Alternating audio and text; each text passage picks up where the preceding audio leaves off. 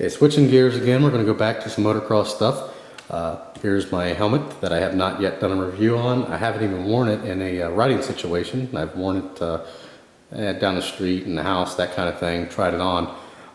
This is some of you had already guessed, this is a 2010 Shoei VFX-W. Beautiful helmet, and I want to go over sizing helmets and things like that. I did not get this helmet because it was the most expensive.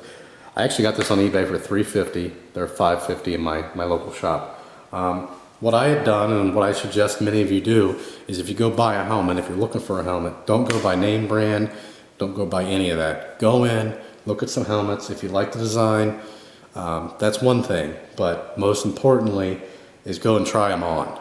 I tried every helmet on in there, and unfortunately I didn't even look at the prices. I swear, you may not believe that, did not look at the prices. This was the most comfortable helmet for me. I really wanted the Bell Moto 8, first of all price, but it just did not fit my head, and that's one thing you got to look out for. Sizing a helmet is so important. Every manufacturer is a little bit different. If you've got a round head, you know, so you got to try them on. The Bell helmet, it absolutely hurt the top of my head with just sitting there on, so imagine riding with it. This particular helmet, again, this is a large. I thought I was going to get an extra large because I thought that's what would fit me a little bit better. I got a big melon, but it did fit. You know, it felt great, but unfortunately, I mean, it goes on your head too easy. And that's one thing with sizing. You can go on the charts, you can measure. If you're measuring, you want to do, you know, about, I think it's 3/4 of an inch above your eyebrow, or an inch. You can do all that, and you can look those specs up online. That may be inaccurate, but, and I did that, and it said I should wear like I think a medium, which is untrue. Because again, everybody's got a different shaped head, and it just, you know, you can't go by, those are a good starting point, but then you got to go from there.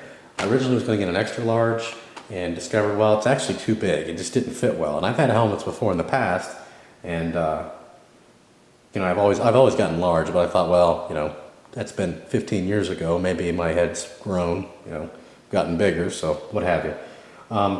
Anyway, this particular helmet, very light. It's not the lightest in the market. There are some out there that are not sold in the States that are even lighter, and I thought about getting one of those, but again, I couldn't try it on.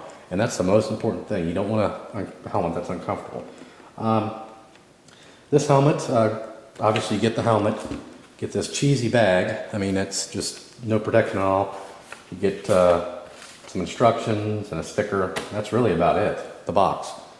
As far as adjustability, this helmet, you know, you can adjust the visor, which you can on most helmets. All the pads come out. They have a quick release system here. Pull that out, takes out the pad. You can replace the cheek pad. So if you did have to get a large and it's just a little bit too tight, but an extra large is too big, you can get different cheek pads for that. Obviously, you know, the strap's adjustable, very well padded. The padding in this is unbelievable. Not a whole lot of ventilation compared to some of the other ones. I mean, you do have some ventilation up here, but the Bell Moto 8 I thought had a little bit more, and that's another reason why I wanted that helmet. But again, it just didn't fit me correctly. So, and everything on this helmet's adjustable, movable. Take this off. You can take just about anything you pop off of it. But most importantly, I like these quick release deals here. More ventilation back here. But overall, I mean, the helmet itself, there's not a whole lot really to it. I mean, it's just a helmet. In the book, it does give you a little rundown, I think, of what, yeah, I mean, it just tells you what's removable, cheek pads, that kind of thing. Not a whole lot, not really a whole lot there. And you can obviously remove all the center pads, just like any other helmet. It does come with, if the neck, the back of it's not fitting well, or the forehead, you can use this little deal here to tighten up, forehead, what have you. Other than that, the other feature I do like, this helmet works almost with any pair of goggles out there. Now, the old ones didn't, but it's got this removable nose piece here, nose guard. And some goggles come with them, some goggles don't. And you can take them off the goggles as well. It just depends on what set of goggles you've got and what you want to go with. So, again, that's a nice little feature. And most importantly, the fit. So go into the bike shops. Do not, go, if you haven't tried them on, don't say, hey, I gotta have a Shoei. Go try them on.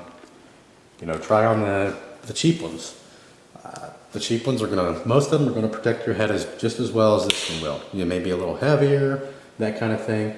This one is Snell approved and not approved. I'd look for that, but that's about it. Really just a real quick overview. This kind of matches some portions of the bike. There's a lot of white and black. Well, not a lot of white, but there's a lot of black. There is some white on it.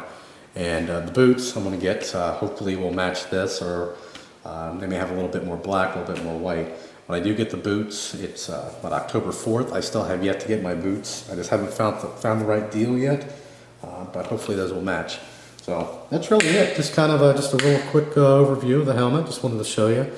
Really, I'm not an expert on the helmets, but just from my experience, I wanted to share that with you. So please feel free to post questions, comments, and subscribe. As always, thanks for watching.